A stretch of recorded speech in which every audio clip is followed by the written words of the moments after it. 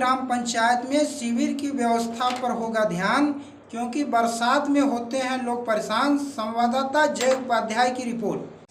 साक्षात्कार के अगले चरण में आज हम पहुंच चुके हैं सेवापुरी ब्लॉक अंतर्गत मनियारीपुर ग्राम सभा में। यहां हमारी मुलाकात नवनिर्वाचित ग्राम प्रधान सरिता देवी के प्रतिनिधि विकास चंद्री से होने वाली है और जानेंगे इन गांव की समस्याओं के बारे में कि किन किन बिंदुओं को लेकर ग्राम प्रधान जी गांव की समस्याओं पे काम करने वाले हैं। आइए मिलते हैं इस गांव के प्रधान प्रतिनिधि विकास चंद्र जी।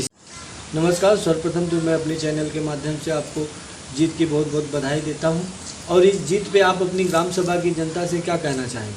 बहुत बहुत स्वागत सर आपका, बहुत शुक्रिया सर। जनता ने हमको जिताया है, बहुत सारी उम्मीदें हैं उनसे, हमारे साथ बहुत उम्मीदें उनकी जुड़ी हैं।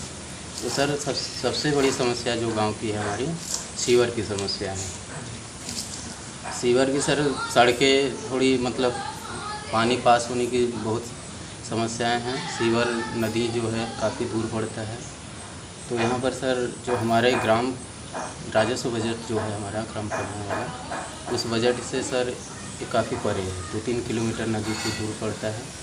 तो हमको सर कोशिश करेंगे कि मतलब ऊपर से सीवर का काम लाएँ हम, वीडियो के माध्यम से, ब्लॉक प्रमुख के माध्यम से और ग्राम जिलाध्यक्ष साहब के माध्यम से सर काम लाएँ। और सड़कें भी सर इंटरलॉकिंग करवानी है इसके बाद, और पेयजल की भी सब सुविधा है, समस्या है। प्रधान जी, गांव में एक छोर से दूसरे छोर में जाने के लिए रास्तों का निर्माण किया जाता है ताकि किसी को भी असुविधा ना हो, लोग एक जगह से दूसरी जगह आसानी से आ जा सके। तो आपके ग्राम सभा में क्या सभी जगह रास्तों का निर्माण हो चुका है या कुछ ऐसी बस्तियां हैं जहां अभी आपको रास्तों का निर्माण कराना है, और कहां कहां ऐसे खड़ंजे या सड़कें हैं जिन्हें आपको रिपेयर कराना है? सर मैक्सिमम सड़कें तो बन गई हैं और कुछ खड़पे टाइप में हैं सर। पहले जो काम हुआ है कुछ सीवर का काम मतलब सड़क खोद कर बनाया गया, लेकिन सीवर ज्वाइंट नहीं हुआ, कहीं गिरा हुआ नहीं है। तो सड़क खुदाई होने की वजह से खड़पा जो है उस पर काई लग गई है, तो आने जाने में भी सुविधा है। तो सड़क का मरम्मत भी कराना है।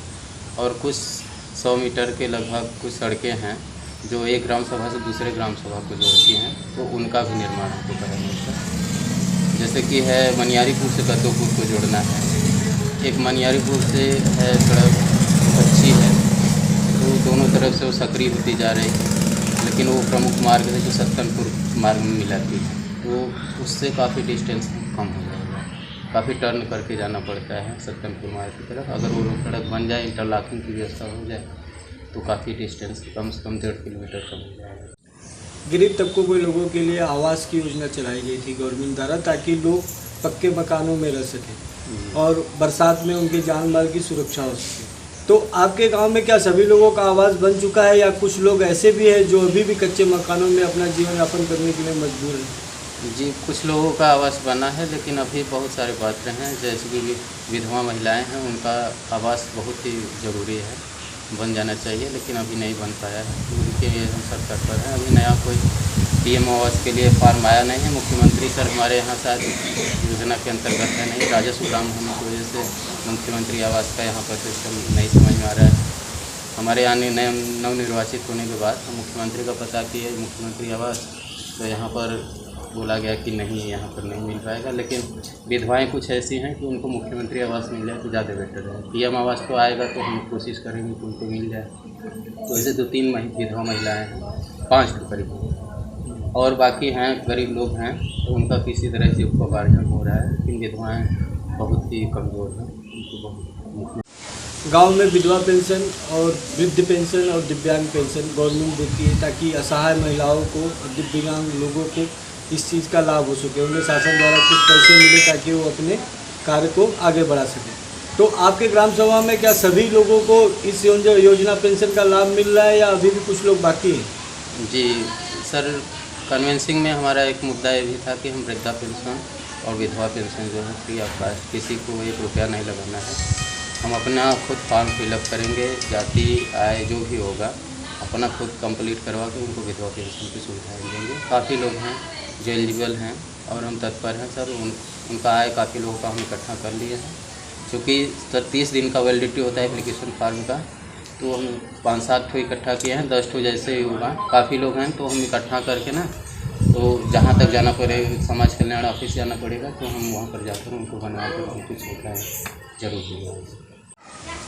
इस कोरोना काल में ज़्यादातर मजदूरी ऑक्सीजन की कमी से हुई थी, जिसके लिए जहाँ कहीं ना कहीं हमारा पर्यावरण जिम्मेदार है। तो और गवर्नमेंट की स्कीम के तहत हर बरसात के मौसम में वृक्षारोपण का हर काम हर ग्राम सभा में होता है। तो आपके ग्राम सभा में कितने वृक्ष आए थे और वो सब जगह लग गए, और उनके रखरखाव के लिए आपने क्या योजना बनाई? सर हमारे ग्राम सभा में 200 वृक्ष आए थे, एक पंचायती वाला भी नहीं आया है, तो 200 वृक्ष आए। हमने नहरों पर लगवाया है वृक्ष, और उनकी पानी उनी के लिए सब, और गांव में कुछ बांट दिए हैं। हमने जिनको भी पेड़ दिया है और सबसे कसम खुलवाई है कि आप इसको जीवित रखेंगे, ताकि आने वाला भविष्य जो है ऑक्सीजन उनको आसानी से मिल सके, जीवित रह सके, खुली हवा में सांस ले सके। क्योंकि आर्टिफिशियल सर हम कितना जो है इसी कंडीशन उसी में रह पाएंगे, हमारा शरीर उसके लिए तैयार नहीं है। तो हम इसके लिए तत्पर हैं सर। 948 पेड़ है पंचायती के लिए।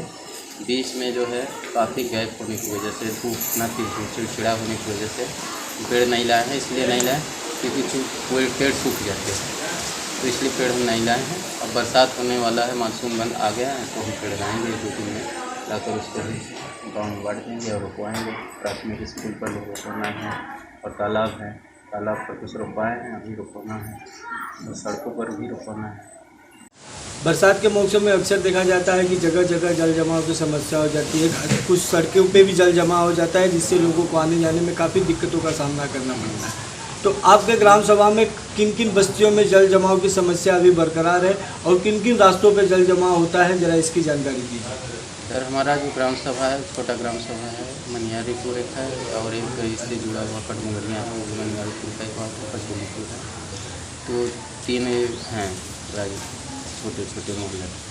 तो सर यहाँ पर जो नदी पड़ती है 2-3 किलोमीटर दूर है, और चूँकि सबका द्वार सब चाहते हैं कि हमारा ऊंचा रहे, तो द्वार ऊंचा होने की वजह से जो खड़पा कार्य हुआ है सब जल जमा होता है, तो काई लग जाती है, तो साथ आने जाने के लिए भी समस्या है। और प्रचार के दौरान भी हमको ये मिला था कि जो है आप इसको काम करवाएंगे, तो हम इसके लिए तत्पर हैं सर, लगे हुए हैं। और सीवर का अगर कनेक्शन किसी तरह से हो जाता, मतलब नदी में हमको मिल जाता वर्ग, तो चूँकि ग्राम पंचायत के अंतर्गत 100, 200, 250 मीटर तक ही सीवर हम लगा सकते हैं, उतना बजट है नहीं। तो हम बाहर से ब्लॉक प्रमुख साहब से भी मिलने गए थे, सीवर के लिए बात हुई है, अगर वो दे देते हैं तो हम पर लगवा देंगे। 3 किलोमीटर है लगभग, तो सीवर का अगर व्यवस्था हो जाता तो काम के लिए बहुत बढ़िया होता। प्रधान जी, आपका गांव कृषि प्रधान क्षेत्र है, जहां तक ज़्यादातर लोग कृषि के ऊपर ही डिपेंड रहते हैं, और कृषि बिजली विभाग द्वारा लाइट के जरिए, पानी के जरिए से होता है ये सब। तो आपके ग्राम सभा में बिजली की क्या व्यवस्था है? क्या वो बराबर वे आपको लाइट पानी मिल रहा है, या फिर उसके लिए भी कोई समस्या है? सर विद्युतीकरण पहले हुआ था हमारे यहाँ, तो काफ़ी जगहों पर जो विद्युतीकरण हो चुका है। बिजली का तो कोई दिक्कत नहीं, बिजली तो 24 आवर रहता है, कभी कोई 5-10 मिनट कटता है फिर आ जाता है। लेकिन सर जो पोल है खंभा, तो पटेल बस्ती में, क्योंकि पटेल बस्ती घना है, लंबा है, सबसे ज़्यादा जो बाहुल्य पॉपुलेशन वाला है तो पटेल लोग ही हैं, तो एक ही जगह से बहुत सारे तार एकदम गुच्छम गुच्छी हुआ है, तो आए दिन उस पर जो है शॉर्ट सर्किट होते रहते हैं, और ख़तरे की आशंकाएँ भी बनी रहती हैं। और हम चाहते हैं कि सर कई जगह पोल लग जाए ना, तो सब जगह मतलब विद्युत आसानी से सबके द्वारा पहुँच जाए, खतरे की भी संभावना कम रहे। बरसात में बहुत ज़्यादा विकट समस्या हो जाती है, कभी कभी तार गिर जाता है, जान माल की खतरा हो जाती है। स्वच्छ भारत अभियान के तहत हर गांव में शौचालय की व्यवस्था की गई थी, जिसके लिए गवर्नमेंट द्वारा कुछ धनराशि भी दी जा रही थी, ताकि लोग खुले में शौच ना कर सके और बीमारियां ना फैलें। तो आपके ग्राम सभा में क्या सभी लोगों का शौचालय बन गया है, या अभी कुछ लोग बाकी है खुले में शौच करने के लिए, या ऐसे भी कुछ लोग हैं तो शौचालय रहते हुए भी बाहर खुले में शौच करते हैं, उनके लिए आप चाहते हैं? जी, सभी लोगों के पास अभी शौचालय नहीं पहुँचा है, बहुत सारे शौचालय बन गए हैं, लेकिन अभी लगभग 50% लोगों को शौचालय की आवश्यकता है। जैसे एक पर जॉइंट फैमिली है, तो उनके बाल बच्चे, पहले जॉइंट फैमिली था लेकिन अब अलग हो गए हैं, 4 लड़के हैं तो 1 को मिला है, 3 को नहीं मिला है, किसी में 5 हैं तो 3 को मिला है, 2 को नहीं मिला है। अभी लगभग 45% लोगों में शौचालय की जरूरत है। शौचालय न होने की वजह से बाहर ही शौच करते हैं। प्रधान जी, ग्रामीण में गरीब तबके लोगों के लिए गवर्नमेंट द्वारा राशन कार्ड की व्यवस्था कराई गई थी ताकि सबको सस्ते दरों पे खाद्य सामग्री मिल सके। तो आपके गांव में कोटेदार कौन है और क्या वो कोटे पे सभी लोगों को यूनिट के बराबर राशन देता है या वजन में कमी देता है? ऐसी कोई समस्या आपके कानों तक आई है? जी, आए दिन लोग आते रहते हैं और कहते हैं कि ये एक यूनिट पर जो है 100 ग्राम राशन कटता है, ये नहीं कटना चाहिए।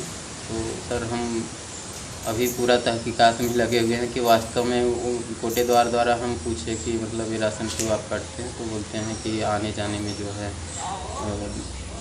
जो बोरी है उसमें झाड़न हो जाता है, अनाज जो है कुछ झड़ जाता है जिसकी वजह से कम हो जाता है, तो इसलिए हम कम देते हैं। अगर कम नहीं देंगे तो घाटा है। तो सर हम अभी अंदर तक एकदम हकीकत में नहीं जान पाए हैं कि वास्तव में कम होता है कि नहीं। लगे हुए हैं सर, अगर कम होगा तो हम कोशिश करेंगे कि जो कम नहीं हो रहा है तो मान लीजिए कम होता है तो थोड़ा सा कम करें। 50 ग्राम कम हो रहा है तो 50 ग्राम काटें, एक यूनिट पर 100 ग्राम नहीं काटने, कम से कम 20 किलो पर 50 ग्राम काटें, इतना ही चलता होगा। तो सर हम अभी पूरा एकदम ज़मीनी पर नहीं पहुँचे हैं हकीकत पर कि कितना झलता है, लेकिन काटते हैं जरूर। जी, जल ही जीवन है। जी हर जरूर। लोगों को पानी पीने की आवश्यकता पड़ती है।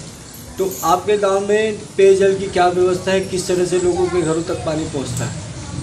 सर हमारे यहाँ जो पेयजल की व्यवस्था है वो हैंडपम्प द्वारा ही सबको मुहैया करेंगे। हैंडपम्प अपना लगाए हैं या सार्वजनिक हैंडपम्प है, उसी के द्वारा हम पानी पीते हैं। तो सर पेयजल में अगर नगर निगम द्वारा जो जल निगम का व्यवस्था है पाइपलाइन हो जाता है तो बेटर रहता है। तो अभी हमारे जो आस पड़ोस के गांव हैं तिंदरी या बरनी, वहाँ पर तो सर्वे हो गया है जल निगम का, लेकिन अभी हमारे यहाँ कोई अध्यादेश हमको नहीं मिला है, कोई आदेश नहीं मिला है। तो अगर यहाँ भी हो जाता तो बेटर रहता है, ठीक रहता है। सभी जगह पर साफ पानी पहुँच जाता है, सबका टाइम भी वेस्ट नहीं होता। हैंडपम्प पर लंबी लाइनें लगी रहती है कभी कभी नहाने के लिए, तो घंटों वेट करना पड़ता है। कपड़ा कोई धोने लगता है हैंडपम्प पर तो लोग वेट करते हैं कि खाली हो तो हम वहाँ पर जाएँ अपना सेवा लें। तो अगर पेयजल की व्यवस्था पाइपलाइन द्वारा हो जाएगी तो सबका टाइम भी सेव होगा और बढ़िया। प्रधान जी, इस गांव के लोगों ने आपको ग्राम प्रधान के रूप में चुना है ताकि और उनकी उम्मीदें भी बनी रहती हैं कि नया प्रधान हमारे लिए कुछ न कुछ करेगा। तो आप इन 5 सालों में ऐसी ग्राम सभा में कौन कौन सी व्यवस्थाएं लाना चाहते हैं जिसका लाभ इस हर वर्ग के लोगों को मिल सके?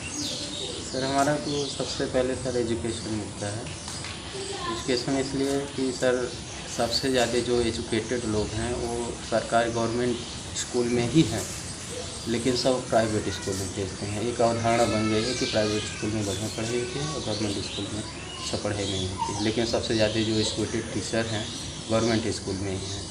तो सर हम चाहेंगे कि मतलब स्कूल के जो टीचर हैं वो गवर्नमेंट स्कूल के टीचर हैं। हमारे जो ग्राम सभा है हमारा उसमें एक प्राइमरी विद्यालय है, तो हम चाहेंगे सर ना कि प्राथमिक विद्यालय पर टीचर अपना जो है ईमानदारी से काम करें और जो गांव के बच्चे हैं कोशिश करेंगे कि प्राइवेट स्कूल न जाकर गवर्नमेंट स्कूल में जाएं। और जो शिक्षा समिति हम लोगों का एक समिति जो बना हुआ है, तो 7 समितियों में जो है एक शिक्षा समिति है, तो शिक्षा समिति का जो अध्यक्ष है हम उसको भी प्रेशर में डालेंगे कि आप जो है स्कूल पर सर्वे करें और टीचर जो है अच्छा क्लास ले रहे हैं कि नहीं, बच्चों पर ध्यान दे रहे हैं कि नहीं, तो शिक्षा पर विशेष ध्यान रहेगा। इस समय तो स्कूल को मॉडर्न बनाने का काम किया जा रहा है, तो आपके स्कूल में क्या वो काम शुरू हो गया है या अभी बाकी है? सर इसके लिए हम तत्पर हैं। शौचालय एक बना हुआ है, पुरुष शौचालय बना हुआ है।